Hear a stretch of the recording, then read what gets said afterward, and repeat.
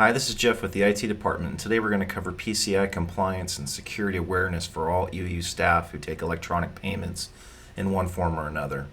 This training is designed for all university employees whose responsibility it is to safeguard university data assets. It's required for university personnel involved with credit card payment acceptances. So let's go ahead and get started. Security awareness training is an important component of any organization's information security strategy. Employee errors, lost or stolen assets, and privilege misuse account for about 43% of security incidences in the education sector in 2013 alone. All university employees share responsibility for protecting sensitive data and preventing system disruption. By participating in security awareness training, employees can prepare to do their part. And you can see from the graph that where a lot of the incidences have kind of occurred. So why is security awareness so important? It's important for two reasons. First, it's required by law and regulation. And second, it helps mitigate the real risk of a data breach. Eastern Oregon University has security policies, programs, and controls in place to comply with federal privacy laws, including FERPA, HIPAA, and the Global Credit Card Security Standard PCI DSS. EOU experiences security incidences from time to time, and most are attributed to human error and are very preventable. Every year, dozens of universities suffer data breaches. The most common data breaches in higher education usually result from employee mistakes using, lost portable media from inadvertent mailings or web publishings, compromised employee credentials usually obtained through phishing emails, or theft of laptops, PCs, or hard drives. And last are web application vulnerabilities exploited by hackers, like if someone was to send you malware and you clicked on it, by example. So every employee at Eastern Oregon University shares responsibility of information security. So try to keep that in mind. Customers are generally not liable for fraudulent credit card charges. Their banks usually monitor accounts for fraudulent activity, reverse charges, and reissue cards if there's issues. Merchants who suffer a data breach can be either fined by their bank, ordered to conduct a forensic investigation, and required to notify all customers and possibly lose future business due to damaging editorials in the news media. Merchants are also forced to accept chargebacks for any goods or services that they sell involving fraudulent or stolen credit card transactions. So the costs associated with the data breach usually incur fines, lawsuits, investigations, and customer notification and creditor monitoring.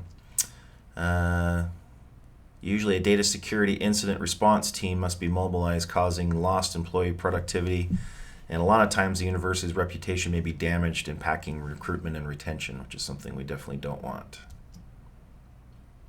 So many university security incidents involve student data. The Family Rights and Privacy Act, which is FERPA, that's the acronym, was enacted in 1974 to protect the privacy of student education records. Student education records are those directly related to a student maintained by the university or by a party acting for the university. FERPA requires universities to notify students annually of their rights by having a student records policy and to define directory information. And student education records may not be shared with a third party, including the parents, without written consent from the student and under one of the allowable exceptions permitted by FERPA. Two examples is a disclosure from other schools involving EOU who have legitimate education interest, or the disclosure in the connection of a health or safety emergency. Directory information such as student name, address, email, and date of attendance defined at EOU as full name, mailing and permanent addresses and phone numbers, email addresses, enrollment status, class level, majors, minors, dates of attendance, degrees, honors and awards, credit hours by level, participation in officially recognized activities, and status. These can be shared without written consent from the student unless the student has filed as a directory restriction with the university registrar. The Health Insurance Portability and Accountability Act, which is HIPAA, governs the use and disclosure of protected health information. The university provides health care services to both students and non-students. Each patient receives a notice of privacy practices, and student health records are protected by both FERPA and HIPAA. A HIPAA release form should be obtained from a student before disclosing health records, which requires consent. Health records can be shared without consent to treat a patient in carrying out healthcare duties, to respond to safety emergencies, and comply with the law. So the Oregon Identity Theft Protection Act requires that businesses safeguard personal information, which also includes social security number, driver's license number, passport number, and financial account number. In the event that a business exposes personal information to an unauthorized individual, the ITPA requires that the business notify the consumer as soon as possible, either in writing, electronically, or by phone. So what is considered protected data? Basically, it's we regulate sensitive data. It's governed by the state or federal law. That also includes FERPA, HIPAA, and the Oregon Consumer Identity Theft Protection Act. The university uses Ellucian Banner commercial software to manage its finance, human resource, payroll, and student enrollment functions. There are trained employees using Banner in every university department on campus. The university also uses Millennium Fast for enterprise reporting. Employees using these systems sign an acceptable use policy for security and confidentiality of records and filing when obtaining their account. So the code of responsibility that requires these employees just maintain that they will never reveal the content of any record except in the proper conduct of their duties, make or allow unauthorized use of the information, make inaccurate entries, delete a record, share their password or other login credentials with anybody else, and seek for personal benefit, and they will not remove an original record except in the proper conduct of their duties. An original document, either paper or electronic, that contains information pertaining to a university functions, policies, decisions, procedures, operations, missions, program, projects, or activities is considered a university record. University records usually consider directory information, which is information needed to locate an academic staff member, such as a university catalog, class schedule, or telephone directory. This may also include records of academic achievement, and salary information may be released without the faculty member's consent. All other academic staff information is considered a personnel record and shall be available to university officials only with written consent. And public records, which is basically an Oregon public record law, states that the state of Oregon has a policy of openness. The most important advocate for open government is the public itself. The news media a lot of times will often act on the public's behalf in seeking public records to inform citizens about the work done in their name. Individual citizens also perform this watchdog function using public records law to inform themselves of how well the government is functioning. Many items are specifically exempt from public disclosure, such as records retaining to litigation, trade secrets, investigations or information involving those investigations, test questions, employee discipline, computer programs, audits, and security measures, along with donor information. So at the end of the day, best practices for following PCI compliance and security awareness. Electronic documents with credit card numbers should never be created, especially in an email, web page, or a spreadsheet, just to avoid any type of theft or misuse. Avoid sending personal identifiable information such as social security number, passport number, financial account numbers, and passwords by email. Avoid storing protected data on portable media, which includes unencrypted USB flash drives, smartphones, laptop computers, and desktop hard drives. Private university file shares have better access controls and backup protection for these type of data. Phishing is basically a fraudulent communication, either by phone or email, intended to steal information or money. Some telltale signs are usually unsolicited, poor grammar in a lot of incidences. If it's an urgent matter, if it's a financial reward, a lot of times they'll ask for personnel information such as passwords, generic greetings like "Dear Customer," where they don't list you by name. Misleading URL links. If you hover over the link before you click them, it'll show the server name or where it's going to take you. That's a lot of times how you can identify those phishing requests. And usually out of character emails from a friend. If their machine may have malware, they may send you a weird message once in a while. A spoofed login page, which basically you also review the URL before entering your login credentials. Forwarding suspected phishing emails.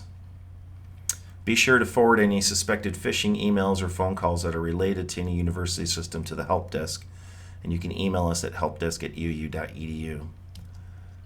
Social engineering is a way to convince people to share confidential information. It usually involves impersonation and appeals to our natural tendency to trust and desire to help.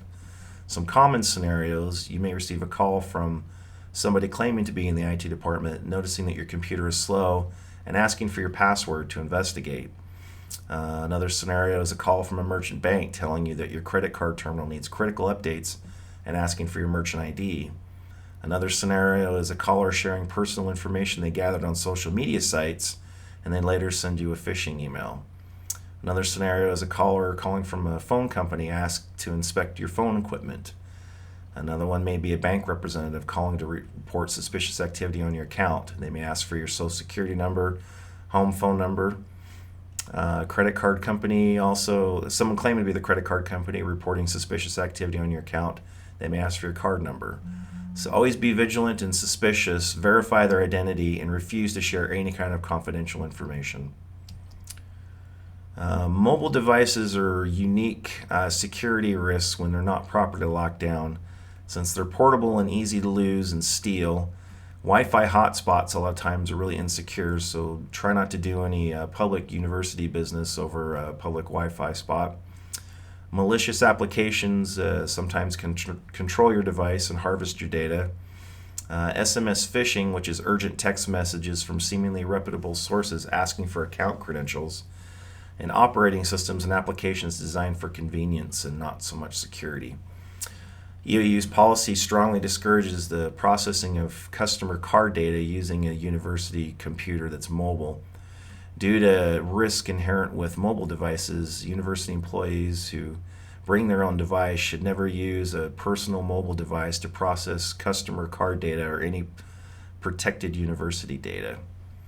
Some security tips on your mobile device is never store data on your mobile device. Use a screen lock with a strong password. Enable built-in encryption, which is usually automatic with Apple products. Back up your device regularly. Use a subscription rather than a public Wi-Fi, or use the EOU secure Wi-Fi, which we now have. Log out of any public Wi-Fi, log out after using any public Wi-Fi to protect your information that you last accessed. Log out of any applications that aren't in use so hackers can't use them to open up a connection. Update to the current OS or browser release that your phone may have, and ensure that your home network connection has WPA or WPA2 security enabled and that the default password default password on your router was changed.